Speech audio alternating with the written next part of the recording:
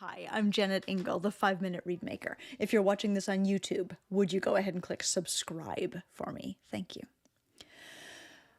When I offer this Read Repair Shop program, I am not doing it to shame anybody's reads, and I'm not doing it to try to say that my own way of making reads is the best possible way of making reads. I really am just trying to be helpful because oboists tend to be alone in this challenge.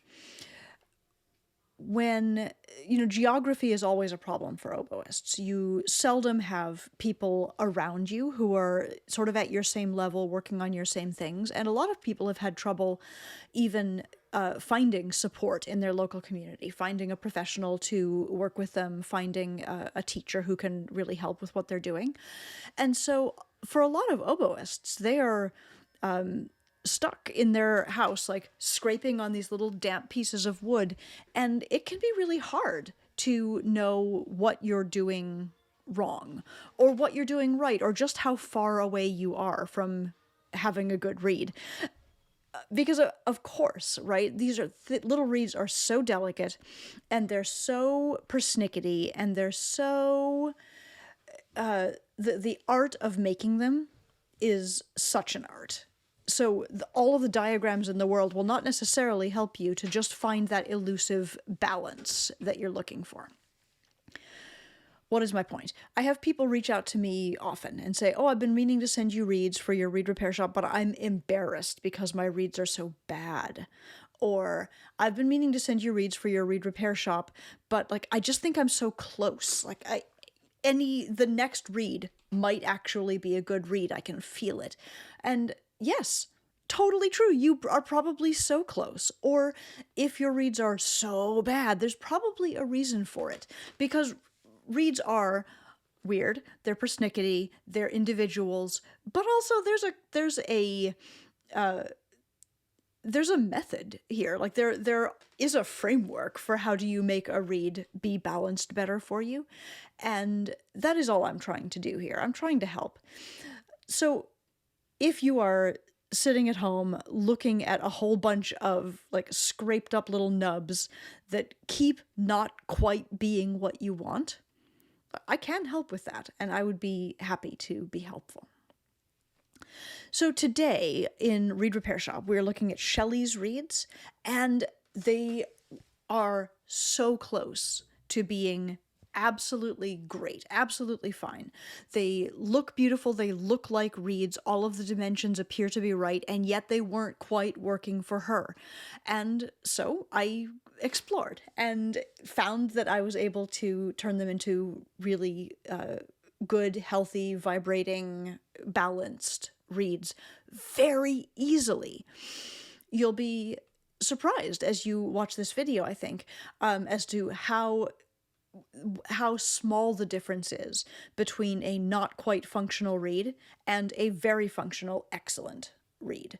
So close, but when you're working alone by yourself in your room, it can be really hard to see what that just next little step is.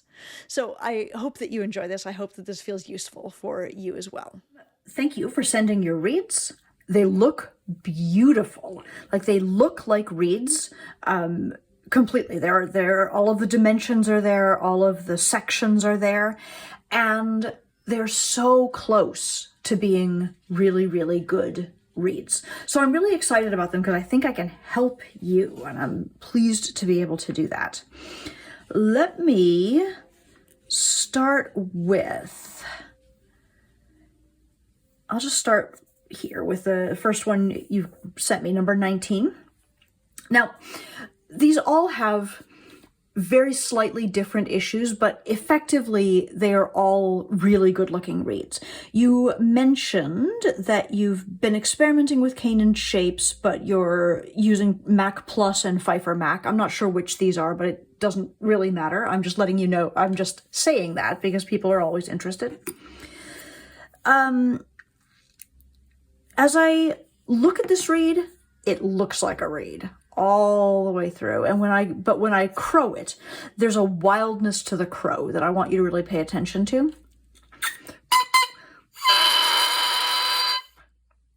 And this isn't the case with your other two reeds. I look at your number 24 reed and it's got this beautiful, pure crow, where I get the 2 octaves super easily, and it's crowing like a nice bee. It's got a really nice quality of sound. But this kind of, the 2 things that I notice in this crow are how immediately the low crow comes in, like there's almost no initial before it like breaks apart into all of the sounds. And then I hear the sort of wild and chaotic nature of that crow. The first thing, the fact that the crow comes so fast, tells me that there's not enough stop between the tip and the heart.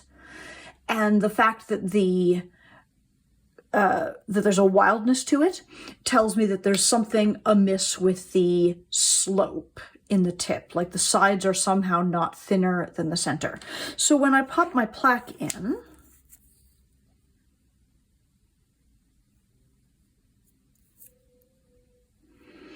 that is indeed exactly what I see. Like on this blade, I can see that there's more bulk on the left side than on the right side. There's sort of a big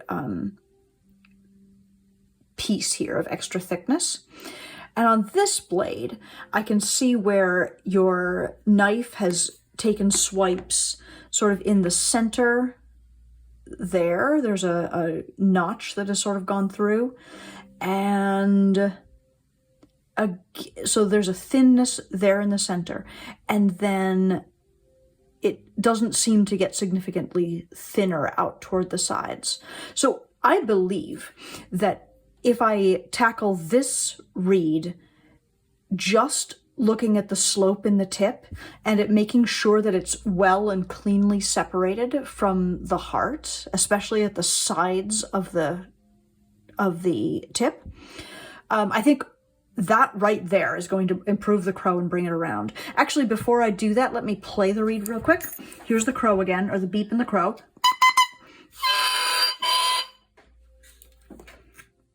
And when I put it on the oboe, I get this.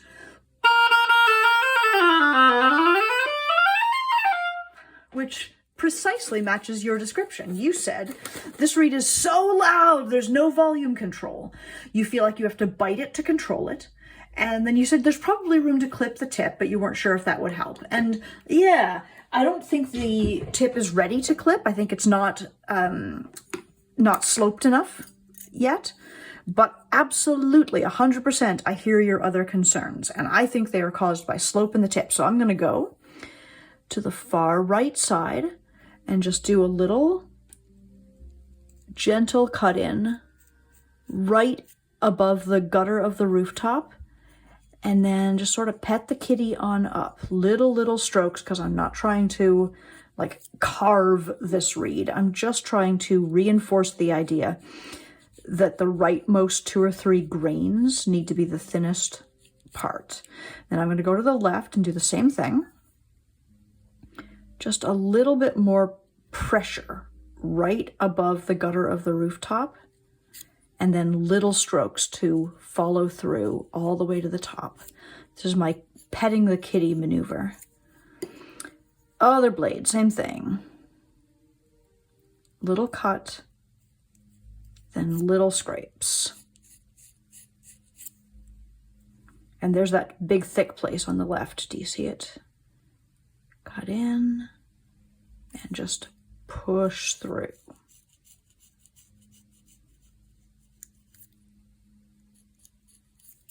So in truth, I have done nothing to this reed except for sides and corners of the tip on both sides, and immediately that settled the crow. We hear the purity of the crow and the purity of those octaves now.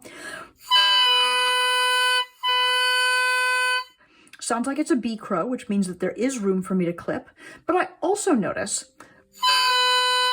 I'll go ahead and clip now and then see what we discover. Just a little tiny clip.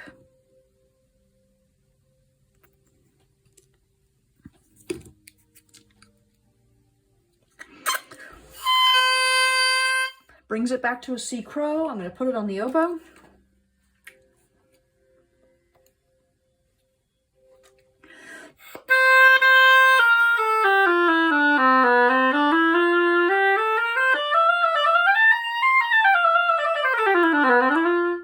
And for me, that has everything that the reed didn't previously. I can control the volume. There's a little bit of there's more core to the sound. It doesn't need so much precision to control. And I'm curious about the measurement. It's like just a micron over 71 millimeters right now, which does give us room to experiment a little bit further. So I wanted to mention that this feeling like you have to bite it to control it, to me, it feels like there's a slight lack of resistance in this reed. So I do like that when I crow it, I hear the hum, the high note before the low note comes in, which suggests that I've got enough separation between the tip and the heart. And it does come pretty easily. But one thing that I might add, and I'm going to try this once, not all 3 times, because it may be that you don't like it. But if this were my reed, I would want just a little bit more security to blow against, which means that I would want a little bit more in the heart. Now, your heart is not too thin by any stretch. I measured it earlier, and it's sitting at 50 in the one side and at like 47, 48 on the other side. So you are in perfectly good standing with the heart. It's not too thin, but we could bulk it up by scraping a little bit more out behind the heart. And like I said, not everyone likes this.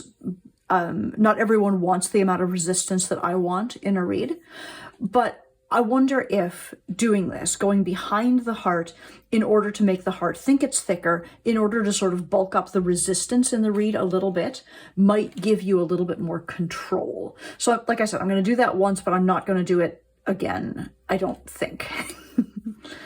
And when I do this, I'm in the window, heading up to right behind the heart, and just building up the littlest bit of a wall right there. And I'll do that on both sides. And it's all about proportion, right? So by thinning the window, I'm proportionally thickening the heart. And what I expect has just happened is that maybe the crow has come up, maybe it's gotten just the littlest bit more resistant, and maybe the reed feels a little more, I don't know, safe? Still a C crow, I think. B crow, that means I have room to clip.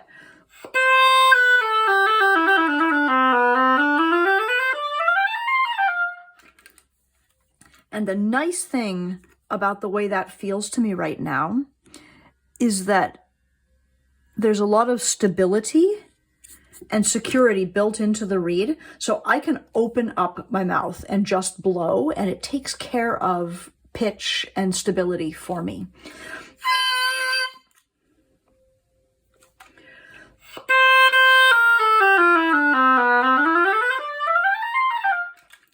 So that is a beautiful reed. That is your reed number 19.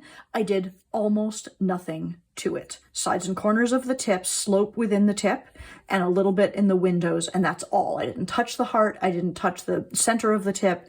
I didn't adjust anything that you had done. Very, very nice. Next, your reed number 24. You described this one as you feel like you have to bite this one also. It's hard in the sustain, and the pitch is a little bit all over the place. So my impression is this.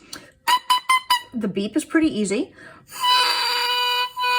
It does give me a nice, pure sounding 2-octave B crow. And when I play it,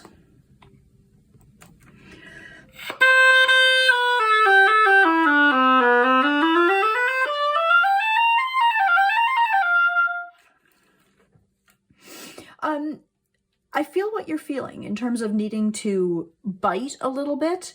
Like, it's not too open and it's not too wild, and it feels pretty comfortable to play, but I do feel like I have to hold on to it a little bit. And the bee crow makes me want to clip a little bit, but it doesn't feel like a reed that is underbalanced. It feels, if anything, like it's just a little weirdly stiff. So when I go to measure this lengthwise, that's when my eyes open. Like, it looks very long to me, and indeed it is 72, every bit of 72 millimeters overall length. And you know, everyone is different, but I believe that that is too long for a reed. But the responsiveness in the tip feels so good, I'm reluctant to clip immediately. So let me take a look at the structure within the tip.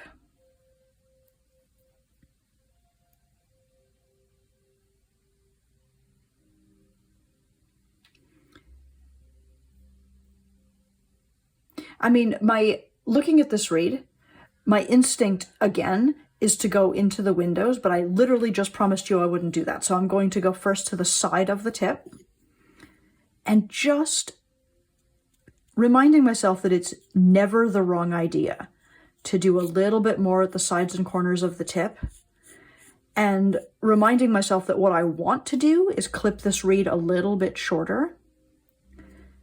So I'm just going to cut in at the gutter the tiniest bit more, pet the kitty up the side of the reed and make sure that the corner is the thinnest part on both sides.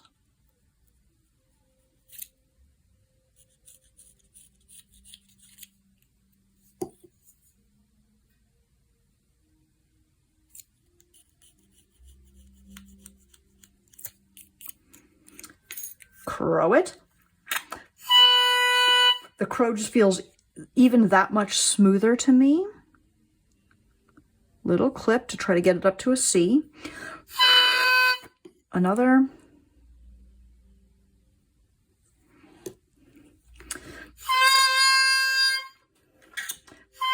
It's interesting how much this crow is tightening up, so I may go back in a minute, but let me play it.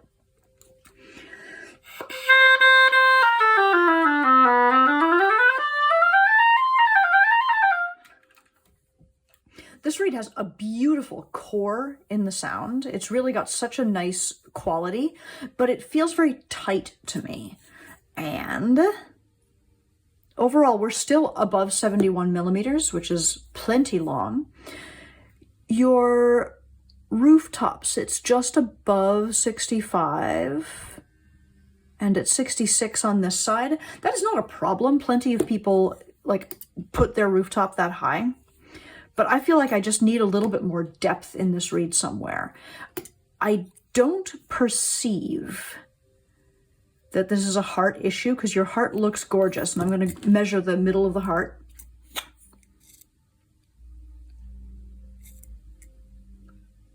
Fit 48 and 47. So like, I really like the measurement and the structure of these reeds in the heart. Which leaves me with the windows again. And now, you know, when I talk about reed making, I talk about the tip being response, the heart being resistance, and the windows being resonance.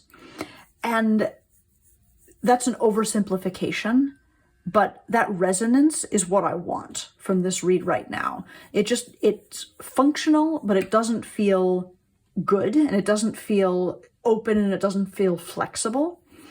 So I'm going to try not being as dramatic as I was with your reed number 19 in my leaving of the wall at the bottom of the heart. But I am just going to open those windows a little bit more and see if that gives you what you are looking for here.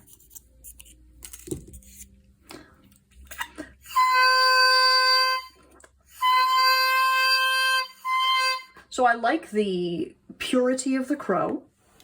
I sort of like the slowness with which it comes, but if you don't, the heart will be your next smart move. Let me play it.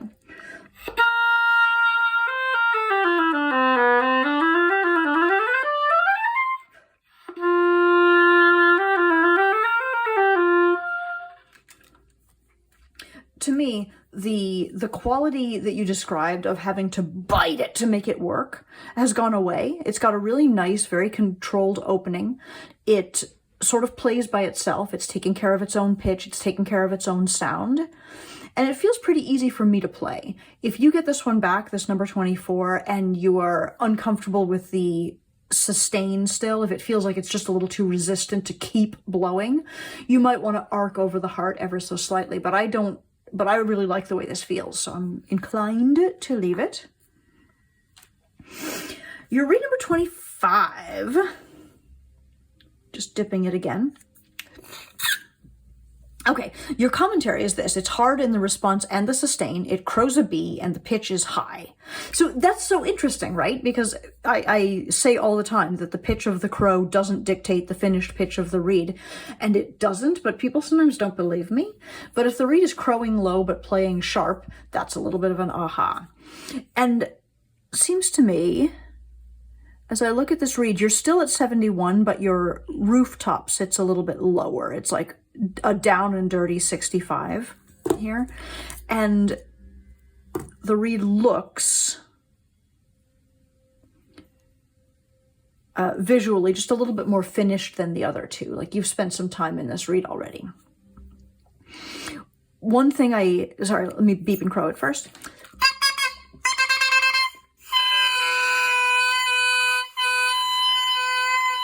So indeed, there's a low crow, but it's not, but it's kind of erratic. And when I push harder, it goes a little wilder. Right? It had the nice 2 octaves, and then when I push it more, it spreads more, which again makes me think about slope within the tip. And when I take a look at it, I do see that. Do you see here on the right-hand side? The left looks beautiful. It's a gorgeous cut in and thinner on the side than the center, but the right is a little bit more erratic. Do I have a pencil? Yeah. I see this in terms of the rooftop, left, and then sort of right is kind of up here-ish. And as you can see, there's a sort of a dramatic thin spot here. I would rather that thin spot be here than any place else on the reed. Like it's a justified thin spot, meaning it's making the slope happen a little faster than expected, but it's not interrupting the slope. But I think we could do a nicer job there, and this area here is a little heavy. Other blade, similar. It's really nice. This is the most cleanly constructed of your 3 tips, but I still might just cut the littlest bit more right at the gutters. And I think, and obviously just sort of restructure this side. And that might be all this needs. Let's find out.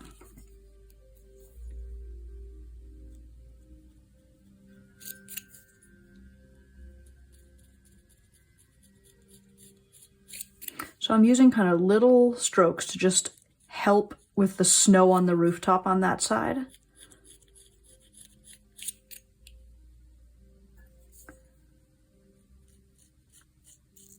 And just a little bit on the far left.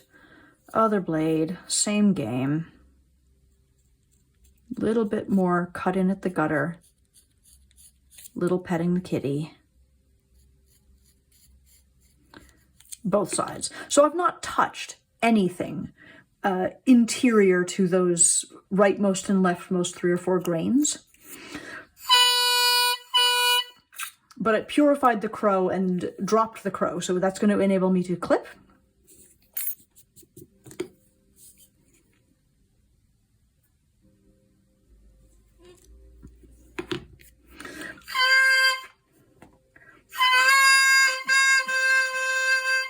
There's something a little wild about that still, but I'm going to play it.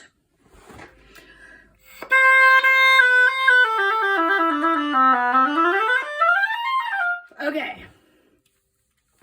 So the ease of playing this reed is great. Feels really like comfortable and easy. But you're right, it's sharp and it feels even though the crow is now at a C, the reed overall sits high. Why is that?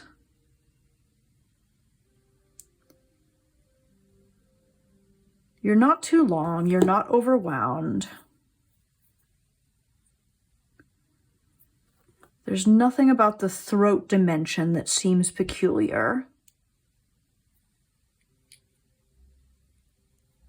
You definitely, like as I'm looking at this, this current reed is the one on the left, and I'm very aware, as we compare these reeds, about how low the rooftop is relative to the others.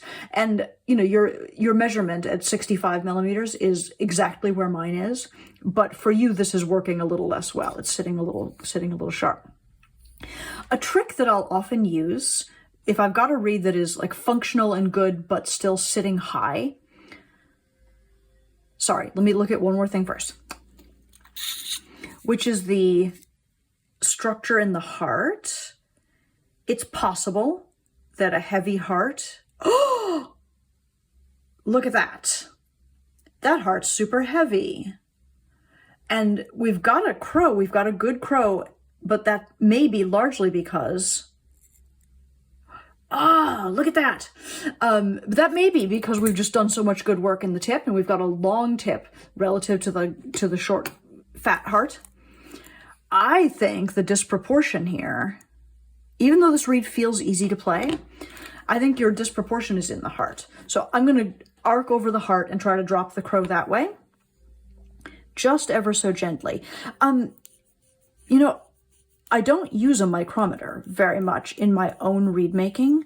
I just sort of do everything by feel, but I have found it so useful for working on other people's reeds and for teaching reed making online, just because it gives us an objective measurement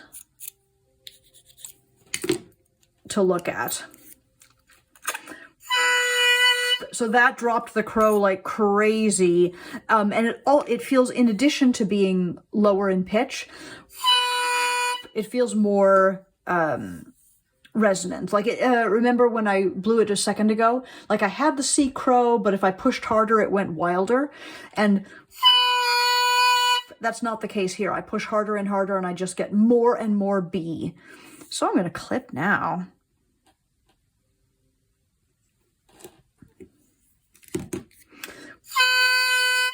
Clip again. This whole overall reed is going to be shorter than your other ones, and I don't think that's a problem at all.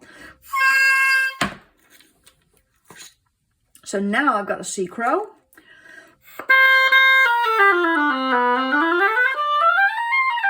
A reed that feels pretty easy to play. Sorry, I keep crashing into my own desk. And it feels as though it's much more down to pitch now than it was. It was sitting very up on the surface of the sound before, and now I've got a lot more depth. So the thing that I was going to say, and didn't need to because we fixed it by scraping the heart instead, is that a trick I use if I've got a reed that is like functional and good but sitting sharp, just physically, you know, up on the tuner, is I'll sometimes cut this little stair step right into the heart. So effectively right where the spine would be, I just cut this out and make it be as thin as this part of the heart. And the result that I have found, I don't understand why it works, because it really does break a lot of rules. It doesn't make sense to me. But what seems to happen when I do that is that the pitch overall, the playing pitch of the reed drops, and there's not a significant side effect. Like maybe the crow drops a little, maybe I clip a little, but only a little, and it seems to bring the overall playing pitch of the reed down several cents without destroying the rest of the reed. So I'm not going to do that right now because I think this reed is pretty good. And I think we found the solution in scraping over the heart, but I may just leave that marking there and you can play with it at home if you would like to. Because this is a nice reed.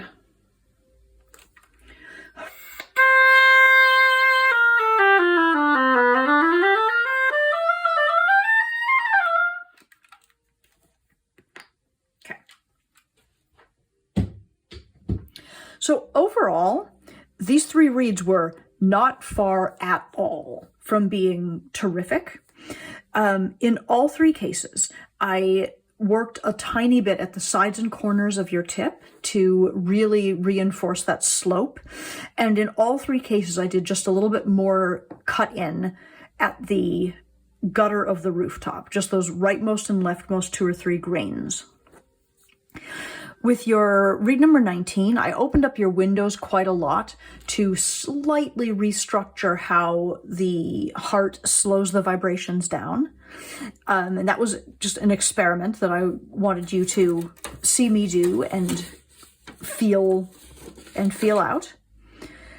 And in these 2 cases anyway, your reed was overall sitting a little bit long. Now, I don't clip a reed to length, I clip a reed to balance, but I'm also aware that a reed that is very long tends to get weird. They get to feeling sort of leggy and like you can't really sink into the pitch floor.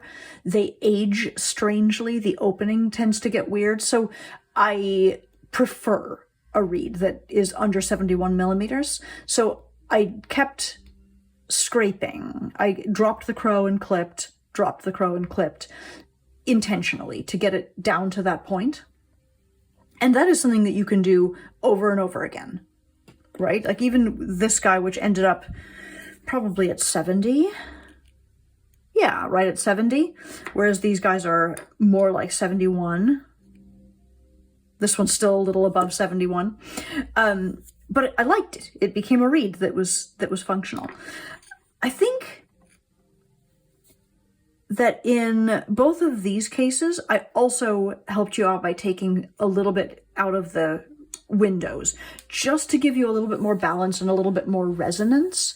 The windows are useful for a lot of things. If your opening were too big, I would scrape in the windows to close it down or to offer you a little bit more feeling of control. If your heart was too thin, I would scrape in the windows to thicken it. If your reed feels pretty good but isn't giving you like the juice that you want sound-wise, I would scrape in the windows to do that, and that's what I did over here. Thank you so much for sending these. They're so close to being great reads. You're totally on the right track. Thank you so much. This has been a Reed Repair Shop episode. If you are interested in having me take a look at your reeds, you can find information about this in the description below and, of course, at my website, jennetingle.com, which is also where you could order reeds or cane from me or a copy of my book, The Happiest Musician, or reach out to me with questions that I could answer in some future video. Thank you so much for watching. Have a great day.